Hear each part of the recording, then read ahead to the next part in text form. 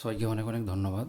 আজকে আলোচনা করব 2023 সালে রসায়নের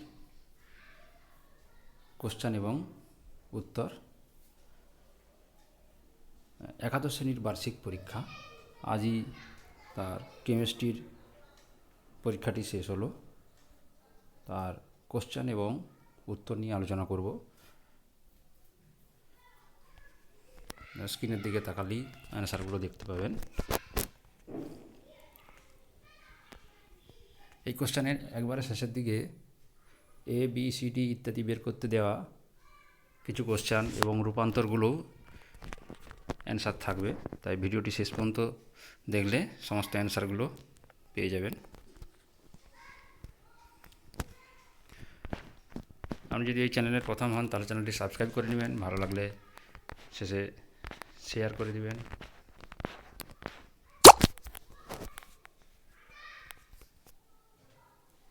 এমসিকিউ কোশ্চেনগুলি যেটি সঠিক অ্যান্সার হবে সেখানে টিক চিহ্ন দেওয়া আছে ব্লু কালারে।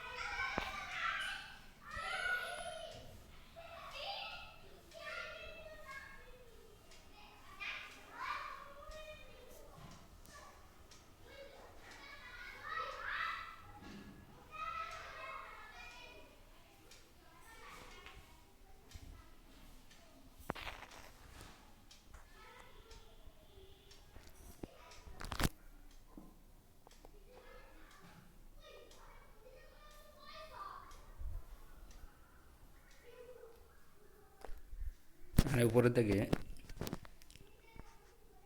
চারের দিকে এ সমান কী হবে, তীর চিহ্নের উপরে এজি চূর্ণ 250 ডিগ্রি সেলসিয়াস উষ্ণতা দেওয়া আছে। এখানে এর নাম এবং গঠন সংকেত লিখতে হবে। এ হচ্ছে ইথিলিন অক্সাইড হবে এবং এর গঠনটা হবে H2C, ডবল বন্ড ছিল ওটা সিঙ্গেল বন্ড হয়ে যাবে, তারপর আবার CH2 এবং দুটো কার্বন থেকে উপরের দিকে বন্ড হয়ে অক্সিজেন হবে, একটা ত্রিভুজাকার স্ট্রাকচার তৈরি হবে।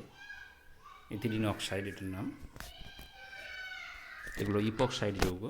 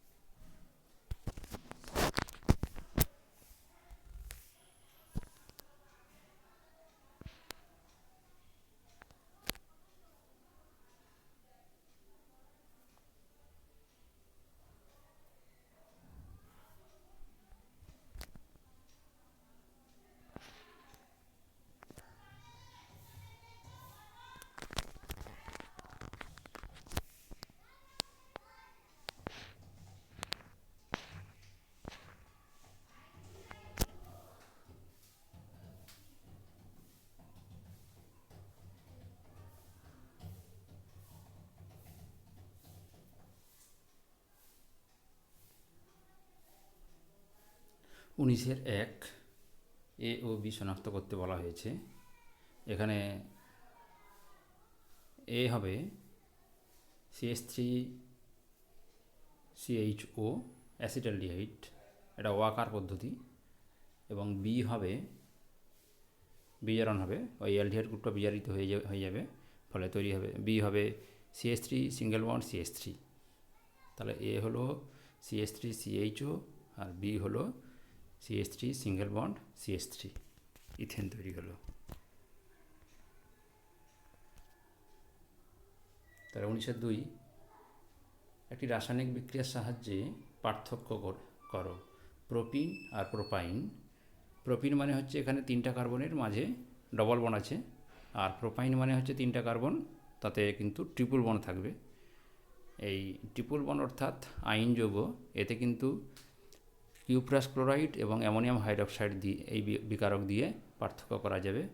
কিউপ্রাস ক্লোরাইড অর্থাৎ Cu2Cl2 এবং NH4OH এই বিকারক দিয়ে বিক্রিয়া করালে প্রোপিন বিক্রিয়া করবে না, কিন্তু কিউপ্রাস ক্লোরাইড এবং অ্যামোনিয়াম হাইড্রক্সাইড এই বিকারকে প্রোপাইন বিক্রিয়া করবে। প্রোপাইন বিক্রিয়া করে লাল বর্ণের একটি অধক্ষেপ তৈরি হবে।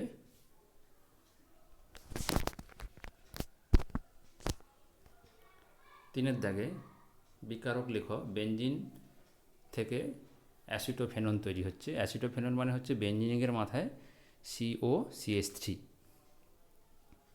তাহলে এখানে জিজ্ঞাসা চিহ্নতে কী হবে না, জিজ্ঞাসা চিহ্নতে ফিডেলক্রাফট অ্যাসাইলেশন বিক্রিয়া, এটা অর্থাৎ তীরচিহ্নতে হবে CH3COCl এবং অনাদ্র AlCl3। তীরচিহ্নে হবে CH3COCl এবং অনাদ্র AlCl3। বিক্রিয়াটা হচ্ছে ফিডেলক্রাফট অ্যাসাইলেশন বিক্রিয়া।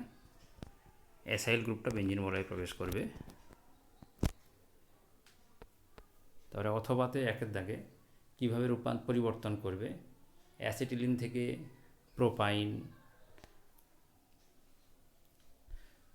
তাহলে অ্যাসিটিলিনে এই কিউপ্রাস ক্লোরাইড এবং অ্যামোনিয়াম হাইড্রক্সাইড 1 মোল দিলে এই অ্যাসিটিলিনে যে কার্বনের সঙ্গে হাইড্রোজেন থাকে, একটা হাইড্রোজেন বেরিয়ে যাবে, তার বদলে একটা কপার প্রবেশ করবে। তারপরে ওখানে পরের স্টেপে CH3I দিলে ওই কপার যেখানে প্রবেশ করছিল সেখানে অ্যালকিল গ্রুপ প্রবেশ করবে, অর্থাৎ CH3 গ্রুপ প্রবেশ করবে। তাহলে তৈরি হলো CH3C ট্রিপল বন্ড CH। এটাই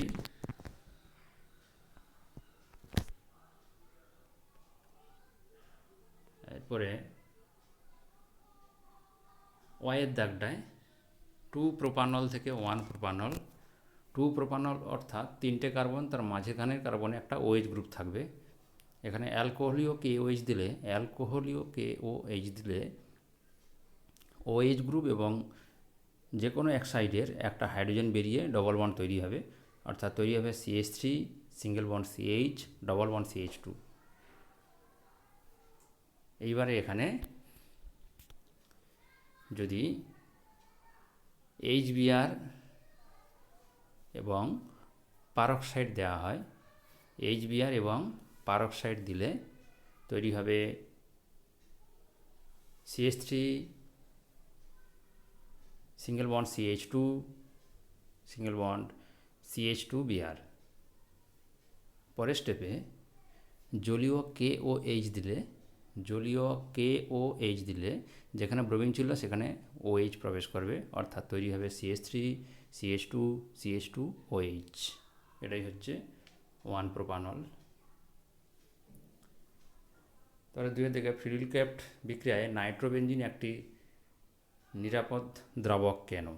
নাইট্রোবেঞ্জিনের বেঞ্জিনিংটা অ্যাকচুয়ালি কম সক্রিয়। এখানে বেঞ্জিনিংয়ে NO2, নাইট্রোবেঞ্জিনে NO2 গ্রুপটা থাকায় NO2 গ্রুপের -I এবং -R এফেক্ট থাকার জন্য বেঞ্জিন রিংটা অর্থাৎ বেঞ্জিন বলয়টা খুব কম সক্রিয়। তাই বেঞ্জিন বলয়ের যে পাই বন্ধন, সেই পাই বন্ধন দিয়ে ইলেকট্রোফাইলের সঙ্গে বিক্রিয়া করা বা যুক্ত হওয়া অর্থাৎ ইলেকট্রোফিলিক বিক্রিয়া সেভাবে